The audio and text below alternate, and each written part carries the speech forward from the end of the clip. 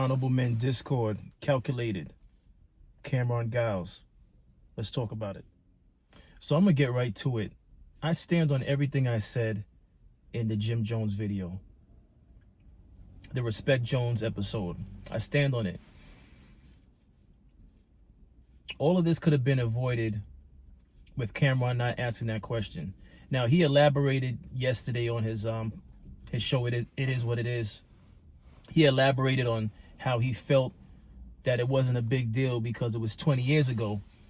But then when he concluded that whole entire rant, he contradicted himself because he said he don't want to talk about this stuff anymore. He's like, this man, I'm paraphrasing, he's like, this man keeps bringing up stuff.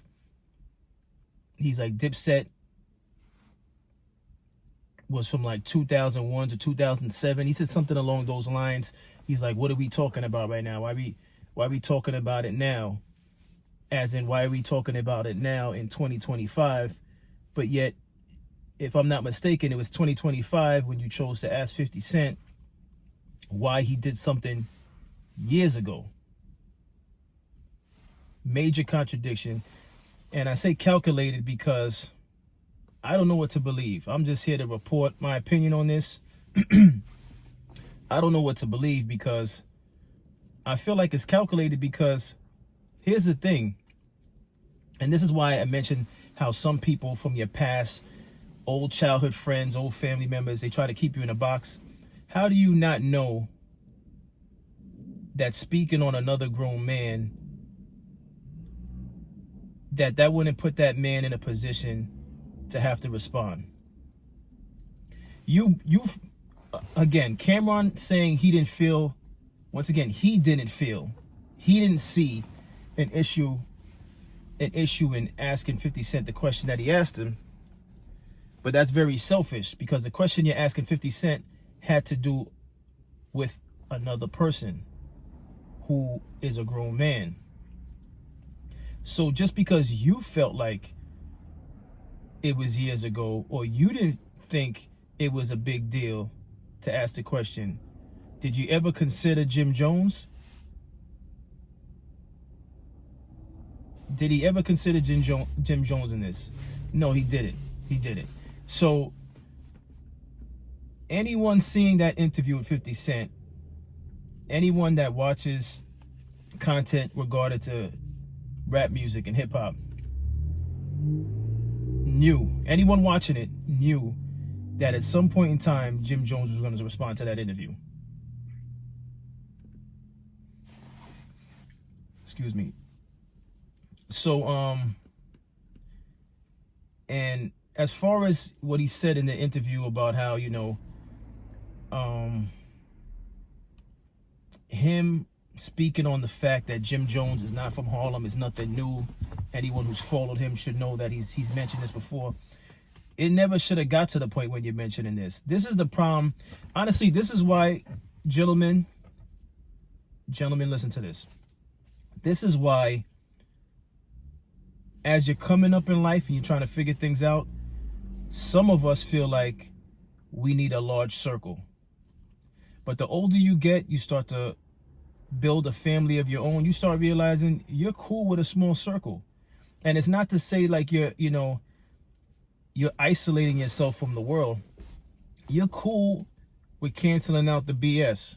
Because listen, as a grown man, the last thing I want is for someone from my childhood speaking on me as though I'm still a child. Because I'm a grown man. And the audacity of some people to speak on you in regard to the version of you from the past as if the new version doesn't exist and wouldn't respond. Cameron was all the way wrong. Yes, Jim Jones said what he said, but that's Jim Jones, the grown man, trying to protect his brand. He was prideful, obviously. And whether or not you might say, oh, Jim Jones said, oh, I did a lot for these, they get off my, regardless if you want to highlight that and say Jim Jones was wrong for that, I doubt Jim Jones would have been discussing Cameron had Cameron not asked 50 Cent the question that he asked him. And I saw on a separate podcast, there was audio for Mace speaking on the why he didn't on air speak about the situation, and how behind the scenes Mace said he tried to get both of them on the phone to mend the friendship, but it or at least to have the two of them come to some type of resolve. Mace spoke about that in an audio on a separate podcast that I heard last night. And although I respect Mace's effort, here's the thing with Mace also. You could have chose not to be on the episode. Because I'm pretty sure as a co-host, right, you knew Cameron was about to speak on Mace. I'm sorry, you knew Cameron was about to speak on Jim Jones. What Mace could have done was sat that episode out. But in Mace's defense, they had other things to talk about besides Jim Jones. But what he should have did was just sat there then.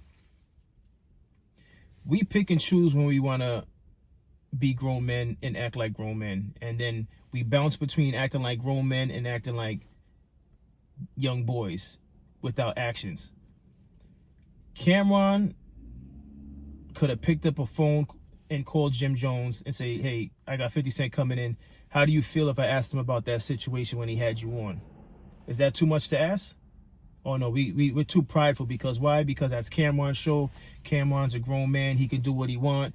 Who is he to have to call Jim Jones and mention the fact that he's about to ask 50 Cent a question about Jim Jones, right? Some of you are saying that? Well, in the same regard, Jim Jones is a grown man. And who is Cameron to speak on what he chose to do back then? The same thing applies, right? Back to Mace. Mace is sitting there with popcorn, being all theatrical. And in some ways, he can act as though, well, I didn't say anything. But you presented the theatrics. You're eating popcorn, right? You're laughing. You're basically egging Cameron on because you chose to eat popcorn on air. The segment started with Cameron laughing because he's looking at you eating popcorn. You know, so without you saying anything, you're also adding fuel to the flame, in my opinion. Some of y'all could disagree with me. I'll see you in the comments. But Mace didn't even have to eat popcorn. He could have just sat there, and if Cameron looked at him, say, I'm out of this. And that would have been good enough.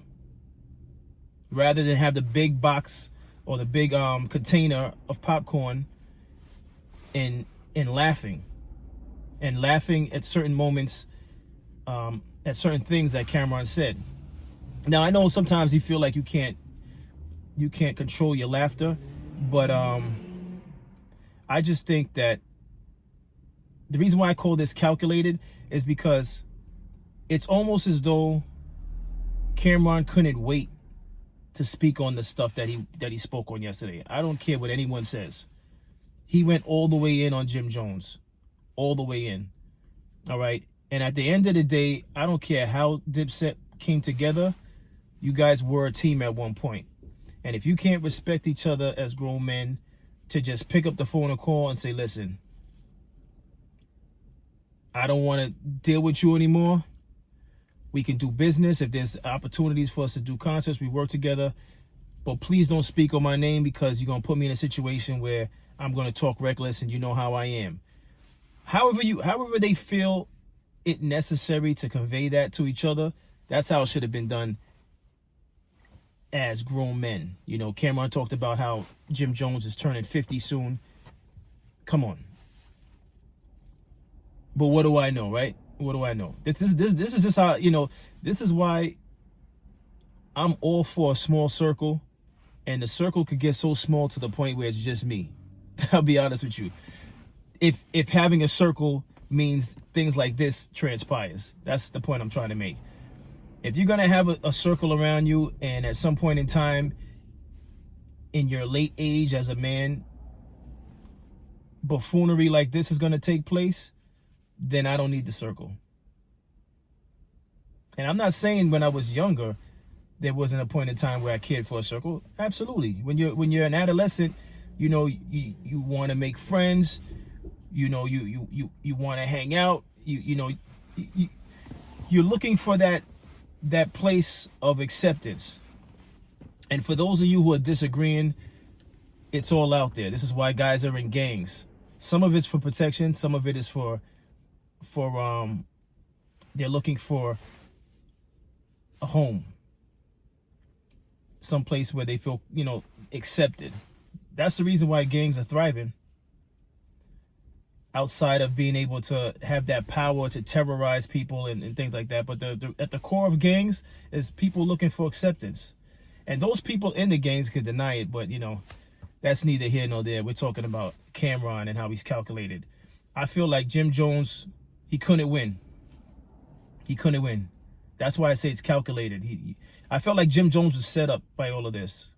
And I don't know neither of them. I don't know Jim Jones. I don't know Cam'ron. You know, I know there's a lot of things about Jim Jones that I've heard on social media. But I'm not here to judge him as a man. You know, he's a man. He's making his own choices. Cam'ron's making his own choices. I'm speaking on the fact that these two gentlemen that at one point in time had a working relationship are speaking on their business on the air. And this is particularly Cam'ron, because Jim Jones, I don't believe Jim Jones went into it with this type of malicious vigor. All right. Jim Jones just spoke on, they came together in my grandmother's apartment. All right, he mentioned that he was the reason to inspire Cam'ron wearing pink, but at no point did I feel like Jim Jones laid in on Cam'ron the way Cam'ron went in on Jim Jones. Cam'ron obliterated Jim Jones. Watching that interview, I was like, what the hell is going on? And you can't tell me Cam'ron couldn't wait to speak on the issues that he spoke on, speaking on BMF running down on them, and, you know, talking about Jim Jones ran to the beach. He almost got wet. It's like, come on, man. I mean, I know that's in Cam'ron's personality to talk like that, to be comical, but it's like, and then you want to act like, oh, this is the last time I'm speaking on it. Yeah, that's the last time you're speaking on it. I don't know whether or not Jim Jones is going to reply to that too, but I couldn't even be mad at Jim Jones for replying to that. You really trying to sabotage this man's, whatever he has left from what he built. You're really trying to sabotage this man. I don't know. To be honest with you, I could have easily dropped this video yesterday, because I was watching that. After watching it, it is what it is. I was shocked. I was shocked. And this is the world we live in. But for those of you that don't live in New York City, that's a perfect example of New York. So competitive to the point where the people closest to you is ready to sabotage you at the drop of a dime. You mean to tell me they couldn't get on the phone with each other, as Mace said he tried to get them on the phone? It's just ridiculous. I'm not co-signing the buffoonery. I'm speaking on it as a content creator, but I don't co-sign that behavior at all. Nah. My suggestion to those of you watching, young men, grown men, if you have relationships like this, cut it off and just be done with it. Decrease your circle. In 2025, decrease your circle if the energy is like that, and stay focused on your goals. That's how we're moving. Positive energy or no energy at all. 2025. Positive energy or no energy at all. Honorable Men Discord, appreciate you for watching. I know this is the early morning. 7:35 in the morning. I didn't even wait for a good amount of sunlight to shoot this video, but I had to get that out. And normally I would put clips of it is what it is. I had some stuff actually cropped and ready to add on this video, but no need to. You guys saw it, and if you haven't seen it, if you didn't see it, go check it out. It is what it is, and check out what Cam'ron had to say in regard to Jim Jones. Take care as always. Like, share, subscribe.